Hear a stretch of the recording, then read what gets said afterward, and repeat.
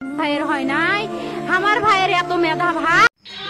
আসসালামু আলাইকুম কলিজার ভাই ও বোনেরা, দেশের বিদেশের এবং দেশের বাইরে থেকে যে যেখান থেকে দেখছেন প্লিজ কমেন্ট করবেন ভাই।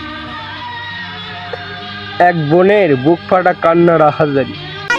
আমার ভাই খাইবে বৃত্তি পাচ্ছে, আমার ভাই এইটে পাচ্ছে, আমার ভাই মেট্রিকে পাচ্ছে, ইন্টারে রংপুর কলেজত ভাই সরকারি কলেজত স্কলারশিপ পাচ্ছে।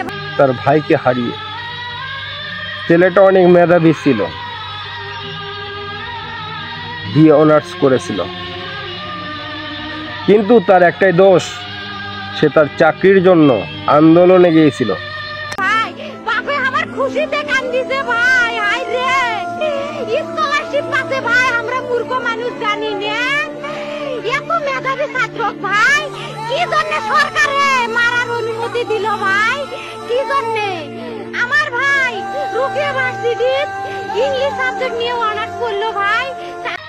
যে মুক্তিযোদ্ধার কোটা সবের 5% লোকের চাকরি দেওয়া হোক, আর শিক্ষার্থী যারা যোগ্য ব্যক্তি, যারা শিক্ষা অর্জন করে লেখাপড়া কঠোর পরিশ্রম করেছে, তাদেরকে কিছুটুকু চাকরি দেওয়া হোক। এর বিফলে তাদেরকে গুলি খাইতে হলো।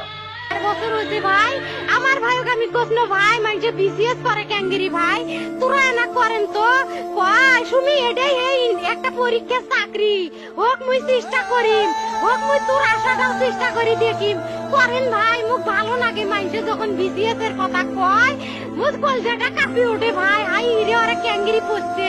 তোরাও ভাই করেন তো, তোমারও না মেলা মেধা। চাকরির বদলে তাদেরকে গুলি খেয়ে প্রাণ হারাতে হলো। মেনে নেওয়া যায় না ভাই এসব।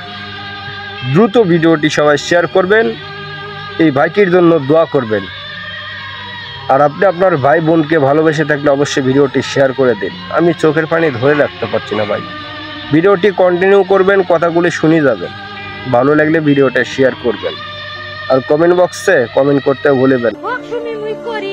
আমার ভাই মরার বয়সী হয় নাই, আমার ভাই কৃষক মারার পারমিশন দিল, একটা পাও ভাঙ্গিল না কে, একটা হাত ভাঙ্গিল না কে। আমার ভাই তখন আপন ইচ্ছেই ঘুরি আইলো হয়, কি জন্য 4টে গুলি মারলো আমার ভাই।